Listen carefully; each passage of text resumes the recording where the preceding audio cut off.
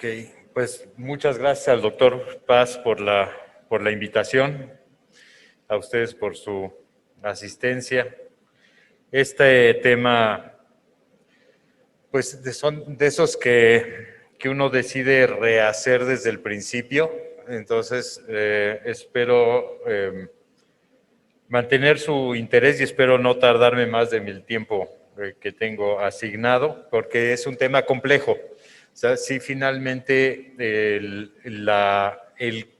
considerar las malformaciones que podemos ver en el oído interno es algo que nos va a impactar en el resultado que tenga el paciente y es algo que tenemos que considerar cuando queremos saber si alguien es o no candidato a un implante. Entonces, hay tres realmente, digamos, vertientes que podemos, de lo que podemos hablar en este tema, que serían consideraciones que sean referentes al pronóstico, o sea, cómo la malformación que estamos viendo afecta el pronóstico, consideraciones que pudieran ser referentes a la selección del electrodo, en un momento dado,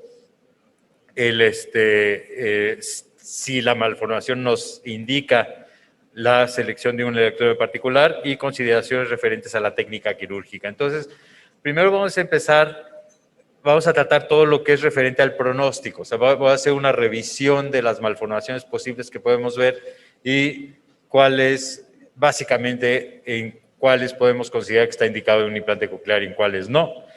Y después vamos a pasar a la segunda parte en donde un poquito más mezclado vemos consideraciones referentes a la selección del electrodo y a la técnica quirúrgica. Y para esto, pues lo que hice es ir siguiendo la clasificación de Cenaroglu, que realmente es una clasificación bastante bien pensada, que tiene mucha... que si la aprendemos a manejar nos facilita la decisión en muchos casos y nos hace a veces un poco más evidente el por qué un paciente puede ser candidato o no a un implante coclear. Entonces vamos a ir siguiendo esto, digamos, voy a ir presentando la clasificación de Cenaroglu básicamente y hablando de que cómo nos impacta ese tipo de malformación sobre la decisión de implantar o no. Entonces, en la primera,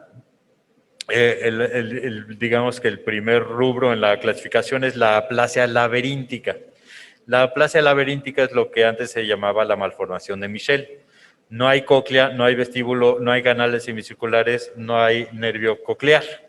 Es bastante rara, no es algo que veamos en absoluto con frecuencia. Casi siempre algún esbozo vemos del laberinto.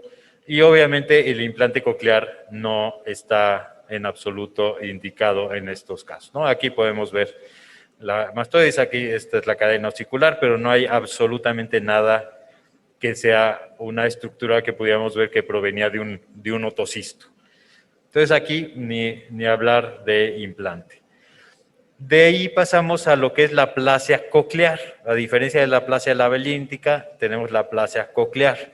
En la aplasia coclear tenemos ausencia de la cóclea, el nervio facial se encuentra desplazado anteriormente y según el estado del laberinto posterior tenemos dos tipos, la aplasia coclear con vestíbulo normal o la aplasia coclear con vestíbulo dilatado, que esta es una clasificación, estos son los casos donde cuesta trabajo diferenciar de la cavidad común. Y la cavidad común, y es importante esa diferenciación porque sí consideramos que la diferencia en el implante está presente en la cavidad común, pero no en la aplasia coclear. Y esto es por lo que sigue. Aquí podemos ver una aplasia coclear con laberinto posterior intacto. Podemos ver aquí el vestíbulo, los canales semicirculares y no hay absolutamente nada de cóclea, ¿no? Aquí tenemos en cortes coronales, aquí no se ve en el vestíbulo en el corte coronal porque era otro nivel, pero era parecido a esto. Entonces no tenemos realmente una estructura que podamos estimular en este sitio. Esta es una aplasia coclear con vestíbulo dilatado y estos son los casos que se pueden confundir con la cavidad común. Entonces, lo que podemos ver acá es el nervio facial claramente visible, desplazado anteriormente. Tenemos un conducto auditivo interno que parece anatómicamente normal y un nervio vestibular yendo hacia este vestíbulo dilatado. Pero aquí se considera que no hay fibras auditivas, a diferencia de la cavidad común. Entonces, en este caso, no estaría indicado un implante coclear. Y la diferencia realmente primordial es la posición del conducto auditivo interno con respecto a la cavidad que se puede observar, ¿no? en estos casos. Entonces, de ahí, esta es una aplasia coclear y como en todo el grupo de las aplasias cocleares, el implante coclear no lo consideramos que esté indicado. Y de ahí pasamos a la cavidad común. En la cavidad común tenemos una sola cavidad, que puede estar redondeada, puede estar ovalada, pero nos representa o contiene estructuras representantes tanto de la cóclea como del vestíbulo. Pueden existir conductos semicirculares o rudimentos de ellos, y la diferencia es que el conducto auditivo interno ingresa a la cavidad por el centro de la misma, no anterior a ella como en el otro caso. Y aquí sí es que se considera que frecuentemente hay nervio cócleo-vestibular conteniendo fibras auditivas. Entonces, el implante coclear puede estar indicado. Aquí es donde empezamos ya a entrar en el área de las malformaciones donde sí podemos pensar en colocar el implante coclear, y esto es un ejemplo de esto, ¿no? Entonces, podemos ver cómo está esta gran cavidad y la posición de la emergencia del nervio y la anatomía del conducto auditivo interno es lo que nos puede dar la diferencia, ¿no? Si regresamos a esta, lo importante es que aquí vemos un conducto auditivo interno que parece normal y una diferenciación de un nervio vestibular. No, aquí esto evidentemente es el facial, pero no hay nada hacia la cóclea. Y aquí tenemos más bien todo el paquete dirigido hacia atrás, hacia esta cavidad cócleo-vestibular. Entonces, estos sí son implantables, pero sí hay que considerar que tiene que ser a edad temprana, idealmente, aunque o sea, entre más temprana, como todo cuando hablamos de implante coclear, pero si estamos hablando de que la calidad de la audición no va a ser óptima, entre más, de cierto punto de vista es más crítico darlo en forma más temprana. No sé si podríamos decir que es más crítico, pero sí tiene sí es un tema muy particular en este caso. Hay que tener cuidado con la activación. Estos casos muchas veces logramos que algunos electrodos den sensación auditiva y otros no. Entonces, yo me acuerdo de un caso de un niñito que tuvimos que desactivarle, o sea, solo tenía 6 electrodos activos y fue como mejor resultado tenía. Porque si tenemos 22 electrodos activos y 18 no están dando una sensación auditiva, se está perdiendo esa información. Es mejor concentrar todo el espectro auditivo en los electrodos que sí estén dando información. Y este niño, reduciendo la cantidad de electrodos que se están usando, desarrolló el lenguaje muy bien, ya tiene un montón de eso. Entonces hay que tener mucho cuidado con la activación de estos pacientes. Y pueden tener canales semicirculares o esbozos de canales semicirculares, y eso no quita que esto sí siga siendo cavidad común. Lo que sí hay que ver es que el grosor del nervio puede no estar tan normal como quisiéramos, y eso es un factor que hay que considerar en un momento de pensar en indicar un implante coclear, ¿no? Aquí tenemos otro ejemplo de otro corte en el mismo caso. Entonces, eso es la cavidad común. Aquí tenemos un caso de un paciente operado al año y medio, un electrodo recto de banda completa. Lo hicimos a través de una laberintotomía tipo alcancía, que es una forma de, en lugar de introducir la punta del electrodo, lo introducimos por la parte central. El primero que vi que hablara de eso fue Felicito Santos, de Monterrey. Quedaron 4 bandas fuera, o sea, tuvimos la introducción de todos los electrodos activos y además le metimos músculo dentro de la cavidad para presionarlo, el electrodo, que quede adosado a las paredes. Quién sabe si eso realmente haga una diferencia o no, pero se me hace lógico, ¿no? Y aquí, pues, el aditus, el resto del electrodo está fijo al aditus. Este paciente tuvo respuestas presentes, aunque atípicas, en casi todos los electrodos por telemetría neural, y ya ha tenido buenos resultados. Este es otro caso de una cavidad común, aquí con una tomografía computada, y se puede ver un poco difícil, pero aquí podemos ver los electrodos pegados. Obviamente hay que ver todos los cortes y no me daba tiempo de presentar todos los cortes de todos estos casos para hacerlo. Pero el punto realmente que quiero hacer es que estos sí son casos en donde más rutinariamente sí procedemos al implante y sí tenemos buenos resultados.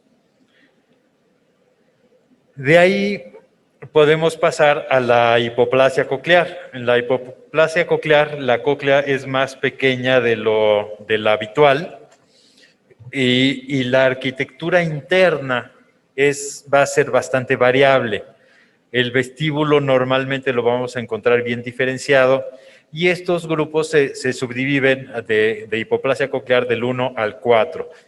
El espectro auditivo que pueden tener es muy amplio. O sea, hay grados de pérdida auditiva que no en todos son necesariamente hipoacusia profunda, y cuando lo son, pues sí pueden ser candidatos a implante coclear. Este es un caso de una hipoplasia coclear tipo 1. Esta diapositiva, de hecho, es de un artículo de Senaroglu. Yo sé que tengo pacientes con esto, pero no encontré las radiografías, pero no son pacientes que implantemos, ¿no? Aquí realmente es un mínimo, pues, rudimento. De hecho, RO lo que quiere decir es rudimentary otocyst, ¿no? Otocisto rudimentario. Nada más tenemos, si se acuerdan de la embriología, lo que empieza es como un quiste del ectodermo que se empieza a contorsionar para formar el laberinto, ¿no? Entonces, esto implicaría que ese desarrollo se paró, pues, en las fases más iniciales. No hay modiolo, no hay las divisiones entre las escalas y pues no hay nervio, no hay nada. Entonces, estos casos no son candidatos a un implante coclear. No estoy hablando el tema de implante de tallo cerebral se va a tocar aparte, entonces no estoy ni siquiera hablando de esa opción por el momento. Pero en un momento dado estos casos pueden ser candidatos a un implante de tallo cerebral. La hipoplasia coclear tipo 2, tenemos una cóclea quística pequeña, o sea, las dimensiones son reducidas, poco desarrollo del modiolo y de las divisiones entre las escalas. El modiolo, pues, realmente puede estar completamente ausente, y esto nos origina, eso es uno de los casos que nos puede generar un Gaucher cuando tratamos de implantarlo. Y además que el vestíbulo y el acueducto vestibular pueden estar dilatados, ¿no? Entonces, este es un caso de algo así. Tenemos una cóclea pequeña, pero fíjense cómo si hay claramente nervio entrando a esto. Sí podemos pensar en poner un electrodo corto acá adentro. Yo no tengo ningún paciente implantado con esta con este tipo de malformación, pero sí es algo que es que podría funcionar. Sí tengo casos con cócleas no tan pequeñas que sí hemos logrado estimulación. Nada más hay que verificar que sí parezca tener nervio coclear. Y estas cosas casi siempre se ven, igual no me da tiempo de presentar las resonancias y decidí enfocarme a la tomografía, porque en la tomografía vemos más la morfología del oído interno que queremos resolver, pero es bastante raro que tengamos ahorita voy a hablar más de las malformaciones de apertura modiolar, pero generalmente si tenemos esta apertura es que hay nervio. Generalmente, no siempre, pero sí. La tipo 3 es una cóclea que tenga menos de 2 vueltas. El modiolo debe ser corto. Esta se hace difícil de distinguir de la partición incompleta. Entonces, pero sí hay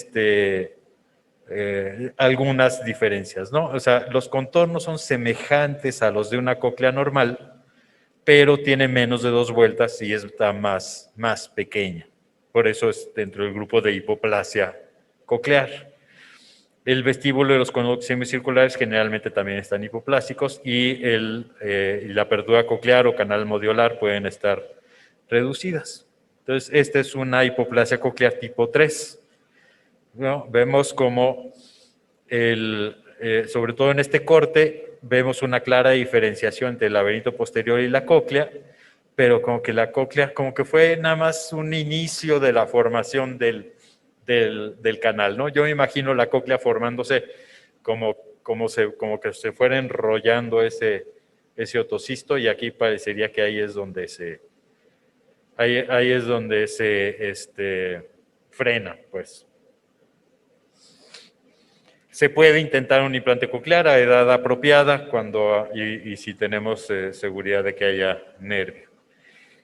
Y la tipo 4 es una cóclea con las vueltas media y apical hipoplásicas, la vuelta basal intacta, y la diferencia es que estas vueltas están descentradas normalmente. Se fijan en este corte, sobre todo con relación al conducto auditivo interno, como que tenemos solo una vuelta basal.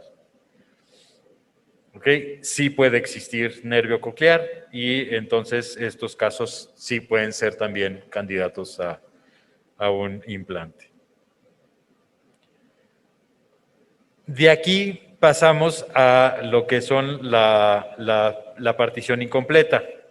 La partición incompleta es el grupo más grande de malformaciones, son las más frecuentes, ¿no? En la partición incompleta tenemos una clara diferenciación entre la cóclea y el vestíbulo o el laberinto posterior. Y lo que es muy variable es la arquitectura interna de la cóclea. Estos generalmente son buenos candidatos a implante coclear. Aquí ya cuando entramos, y por eso les decía que esta clasificación es tan práctica, en un momento dado, cuando ya sabemos que estamos hablando de una partición incompleta, podemos pensar en un mejor pronóstico con implante coclear.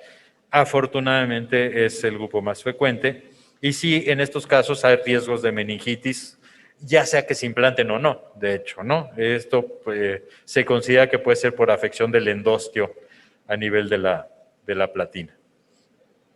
Entonces, de las particiones incompletas las dividimos a su vez. La partición incompleta tipo 1, tenemos la cóclea y el vestíbulo bien diferenciados, la cóclea en posición habitual relativa al conducto auditivo interno, y hay una ausencia total del modiolo y de las divisiones entre las escalas, dando un aspecto quístico. Y estos casos sí son casi siempre candidatos a implante coclear, ¿no? Estos son los que a mí me cuesta trabajo diferenciar entre las hipoplasias cocleares, ¿no? Entonces sí tengo casos como este que están bien, que hemos logrado implantar con buen resultado, como este ejemplo en particular. Esta niña se implantó inclusive ya grandezona, ya tenía casi 4 años de edad y hoy lleva 16 años implantada, tiene un rendimiento muy aceptable, es independiente, se comunica oralmente, no tiene un lenguaje enteramente normal, pero también ahí influye la edad a la que se implantó. Entonces, podemos ver que anatómicamente estos casos son buenos para implante coclear. Y entonces vemos esta cóclea pequeña, quística, pero el laberinto posterior bastante bien formado. Y sí, una vez más, verificar que tengamos nervio coclear. Pero inclusive en ella se veía adelgazado y a pesar de eso el resultado ha sido bueno. La partición incompleta tipo 2 es la que se llama pues el Mondini, la malformación clásica de Mondini. En estos tenemos una fusión de la vuelta media y la apical con ensanchamiento del vestíbulo y del acueducto vestibular. Eso es lo que Senaroglu dice que es la triada de Mondini y que solo debemos de hablar de Mondini cuando están esas tres situaciones. Las dimensiones de la cóclea son semejantes a las normales, que es la diferencia con la hipoplasia coclear.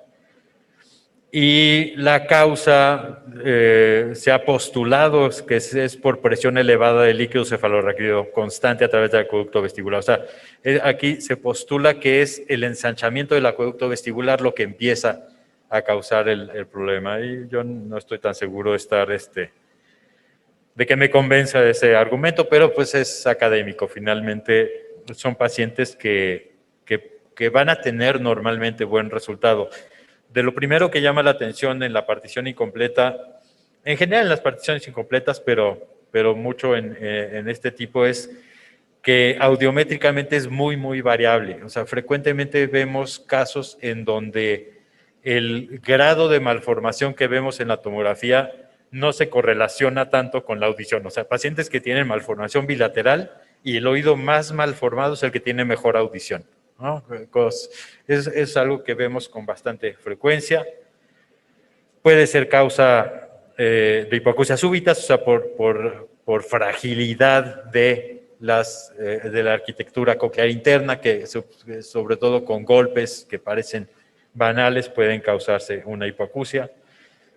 Y cuando por el grado de pérdida auditiva es necesario el implante coclear, el resultado tiende a ser muy bueno. O sea, yo diría que es prácticamente igual que alguien que tiene una cóclea normal.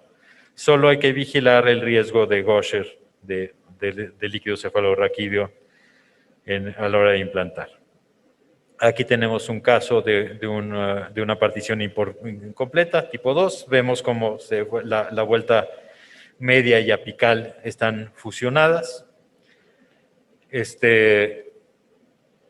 Vemos aquí una apertura del modelo muy importante, que es también la fuente del Gaucher.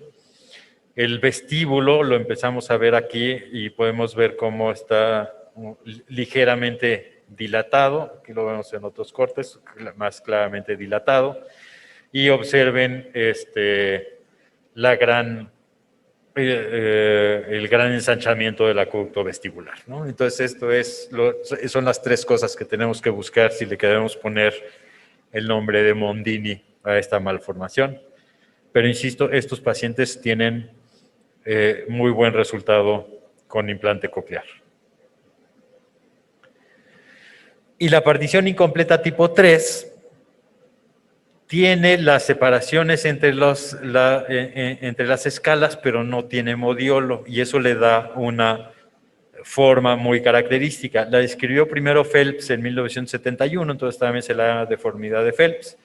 Está ligada a alteraciones en el cromosoma X, y la altura de la cóclea es parecida a la normal y por eso se clasifica como partición incompleta. Ahí se menciona que puede tener hipoacusias mixtas. Estas son también muy raras, yo no tengo ningún caso de estos. Esta diapositiva se la fusilé al doctor Papsin, pero sí está referido como que puede ser implantables, ¿no? Entonces aquí vemos esta forma extraña de la cóclea, como que sí estuvieran las vueltas, pero no hay nada de modiolo en el interior. Aquí obviamente también, bueno, vamos a hablar más adelante de los de los electrodos, pero no sería un electrodo perimodiolar. Okay. Luego tenemos anomalías de la apertura coclear o del canal modiolar. Y ahí es donde tenemos de hipoplasias o aplasias y el pronóstico con implante coclear va a ser muy variable. Aquí tenemos dos casos característicos, uno con una hipoplasia del canal, otro con una aplasia. Aquí en ningún corte que hagamos vemos que haya el espacio para el canal, para el nervio coclear. Y el pronóstico pues va a depender de la presencia o no de nervio, que desafortunadamente es difícil de determinar con seguridad, inclusive con resonancia magnética. Luego pasamos a las osificaciones u obliteraciones cocleares. Estas son adquiridas y en general, al ser adquiridas, son pacientes que consideramos candidatos a implante coclear. El pronóstico está reservado en los casos de meningitis. ¿Sí? En pacientes con meningitis, aunque parezcan no haber tenido ninguna otra secuela, sí son el grupo de pacientes en donde a veces nos encontramos que a la hora de querer activar el implante hay absolutamente cero respuesta. Entonces, ya para hablar un poco más de consideraciones referentes a la selección del electrodo y a la técnica quirúrgica, pues aquí ya, sabiendo lo anterior, se va haciendo bastante evidente. Y esto también lo podemos ver dependiendo de la clasificación. Aquí, por ejemplo, tenemos una partición incompleta tipo 1. Pues no tiene mayor, digamos, no es de una dificultad enorme. Hay un poco de dificultad a veces en localizar la ventana redonda. Hay que considerar que va a haber salida abundante de líquido cefalorraquídeo. Y aquí es donde entramos a la selección del electrodo. No vamos a usar un electrodo perimodiolar, tenemos que usar un electrodo de pared lateral. Y aquí yo creo un poco de controversia de si usar un electrodo más corto o no usar un electrodo más corto. O sea, realmente como que se ve muy claro en esta tomografía, logramos meter dentro de una cóclea más pequeña un montón de electrodos y vamos a ver cuáles nos dan la estimulación. Yo digo que entre más electrodos metamos, va a ser en general mejor. En este caso tenemos 4 años de postoperatorio, se operó tarde, a los 8 años, y tiene buena percepción auditiva. Evidentemente no es un paciente que vaya a aprender a hablar, pero sí está logrando discriminación. Hablando del electrodo, sí quiero dejar en claro algo muy importante. Es importante la selección de electrodo perimodiolar o no perimodiolar, sobre todo en lo que es cavidad común y partición incompleta tipo 1, porque estamos considerando que las fibras nerviosas pueden estar en el exterior de la cóclea, no en la parte central. Pero yo he oído mucho de la duda de si banda completa o media banda. Eso no tiene absolutamente ninguna importancia, porque la banda, digamos que nos puede servir a enfocar la corriente en que está en contacto, pero si está en una cavidad llena de líquido, la corriente eléctrica se va a difundir simplemente por donde haya menos resistencia eléctrica, ¿no? Y no es realmente absolutamente necesario que sea de banda incompleta o banda completa. Aquí tenemos luego la malformación, la partición incompleta tipo 2, pues no tiene realmente ninguna consideración particular quirúrgica, fuera de usar, este es un paciente con un 522 bilateral, no hay que usar perimodiolar y pues sí, siempre tenemos el riesgo de un Gaucher. El Gaucher, que finalmente lo que es una comunicación anormalmente patente de líquido cefalorraquídeo, lo que vamos a encontrar es que ¿cómo se paró el video? ¿Qué pasó?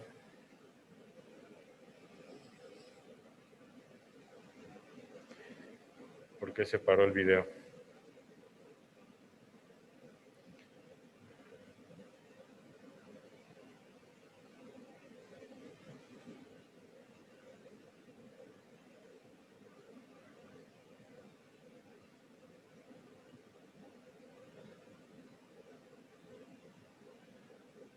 Ok, entonces lo que vamos a ver acá es...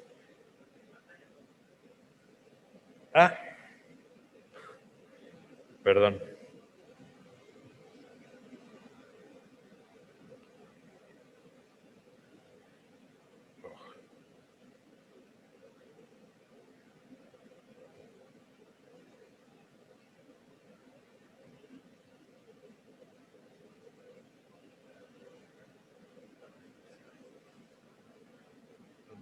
Aquí está.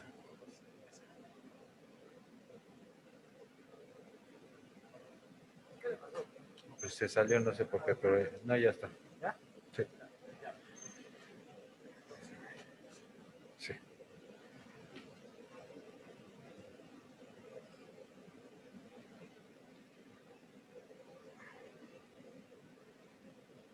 Bueno, me voy a brincar parte del video porque se nos da el tiempo. Entonces, lo que queremos hacer cuando tenemos un gusher es poner una... Ay, que ya de por sí lo había editado. Bueno, ahí vemos la salida de líquido, ¿no? Entonces, es una gran cantidad de líquido que no, pues que no para sencillamente, ya está el electrodo puesto. Lo que quiero que vean aquí es, vean el tamaño del injerto de músculo y fascia que estoy metiendo, ¿no? Entonces tenemos una cocleostomía pequeña para el del tamaño del electrodo, de 1,5 milímetros, digamos, y estamos metiendo un filete de músculo y fascia muy amplio. Lo que queremos es que entre adentro de la cocleostomía y se abra y la presión del líquido cefalorraquídeo presione contra ese injerto hacia las paredes externas. Entonces metemos varios pedazos, así, no pedacitos pequeñitos que se puedan ir botando, sino pedazos grandes que los vamos empujando, fíjense aquí, es otro, empujando adentro de la cocleostomía para que la presión de líquido lo tienda a sellar, no a querer botar, ¿ok? Esa es la filosofía que he seguido. No es que tengo yo un gusher cada tercer día, pero sí tengo ya varios en mi experiencia y nunca he tenido problemas de meningitis ni siquiera hemos necesitado punciones lumbares o nada. Todos los pacientes que he manejado así han salido sin mayor problema. A lo mejor es suerte, pero creo que es, o sea, como que visualmente es meter un tapón que se expanda dentro de la cóclea y presione. Yo creo que eso es un detalle muy importante que puede salvar vidas, inclusive. La hipoplasia del nervio coclear es un broncón, o sea, aquí tenemos una cóclea bastante bien formada, pero no tenemos nervio. Igual en la resonancia podría haber un poco de duda, pero realmente no tenemos nervio.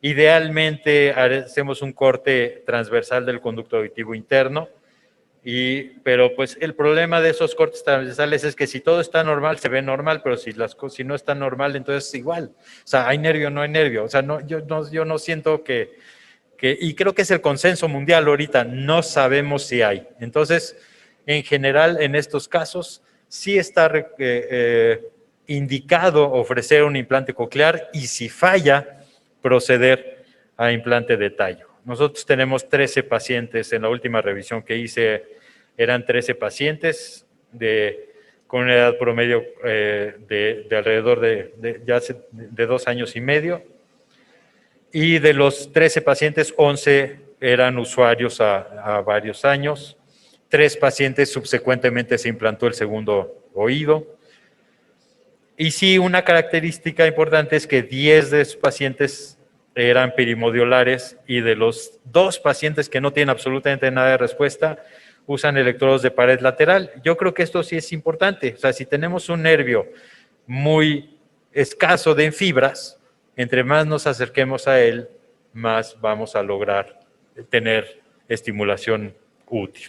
Entonces, a lo mejor, como son tan pocos casos, no podemos asegurar qué es lo que pueda dar un resultado o no. Obliteración coclear, entonces ya no estamos hablando de malformaciones congénitas, sino adquiridas. Tenemos, hace poco que revisé, teníamos 49 casos. Puede no ser visible en la tomografía. Siempre hay que sospecharlo en casos de meningitis, de síndrome de Cogan u otras enfermedades autoinmunes y de otoespongiosis. En meningitis bueno, en cualquiera de ellas podemos, pero esto se da más en la meningitis y en las autoinmunes, que sea solo al inicio de la rampa, y esto realmente pasando unos milímetros logramos introducir un electrodo en forma normal. Cuando la obliteración coclear es total, entonces teníamos la opción o de los fabricantes que todavía hacen electrodos dobles, que podemos ver acá, o un solo electrodo dirigido hacia la vuelta basal. Y pues esas son cirugías que son difíciles, pero se puede. Los resultados generalmente cuando es después de meningitis no son tan buenos como en otros casos. Y acuérdense de que también puede ser iatrogénica. Si operan mal, pueden causar obliteraciones iatrogénicas. Este es un paciente donde así como ven el electrodo como de cola de cochino metido en la vuelta basal, así fue como lo dejaron de la primera cirugía. Y ese electrodo, pues tarde o temprano fue fallando al grado de ya no dar ningún resultado, y a la hora de quererlo cambiar, pues era pura osificación. Me paré de cabeza para lograr meter un electrodo con una inserción parcial, y esa niña de tener 2 implantes, porque también se lo habían implantado y le pasó exactamente lo mismo, porque se volaron la pared posterior, se le hizo un colesteatoma, luego se lo quitaron y no dejaron el electrodo adentro, entonces se osificó. Entonces, una cosa tras otra, aquí de una niña que podía tener 2 electrodos funcionando perfectamente bien, se queda con uno funcionando a medias. Entonces, eso, pues, esto es el postoperatorio ya del implante que logramos meter, y pues sí, finalmente logramos que esa niña siga escuchando, pero sí fue bastante difícil. Y la otoespongiosis no causa realmente obliteración. Aquí tenemos 32 pacientes, todos con inserción completa. Son cirugías más difíciles, pero es cuestión de buscar anatómicamente, encontrar la luz de la cóclea, y generalmente podemos meter un electrodo. ¡Ay, qué fea! No sé si se ve mejor ahí. Sí, creo que se ve mejor en la pantalla ahí, pero ahí está. Ahí está el electrodo perfectamente colocado, y a esos pacientes generalmente les va muy bien.